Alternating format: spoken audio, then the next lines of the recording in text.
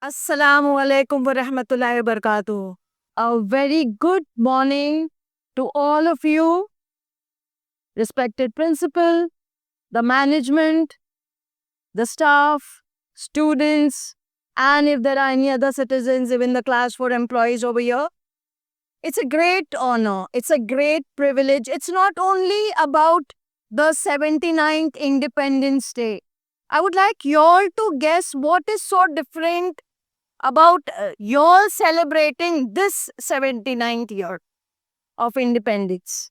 What is the difference between the previous Independence Day that you have celebrated and this one? You are celebrating this Independence Day in your new school building.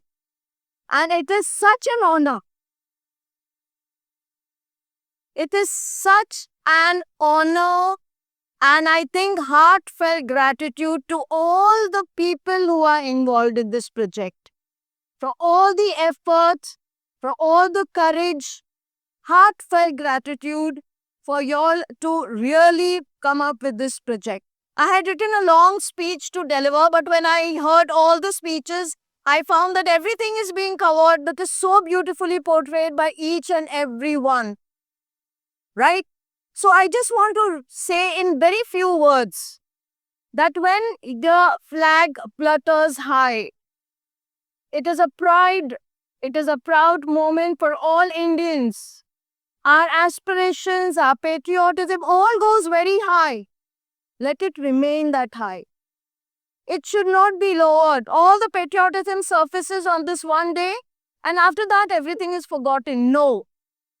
We have to be proud Indians on each and every day that we are here. Our country has given us so much. The flag itself, the three colors that are stitched together. It is not just or saffron and or white and green. Each color denotes something. Each color here speaks of something. The courage, the prosperity, the inclusivity, the progress that has to continue every moment. We cannot let down our spirits at all. Jawaharlal Nehru's speech, someone has covered very beautifully. I will not repeat that tryst with destiny because it is a very famous speech. I love it.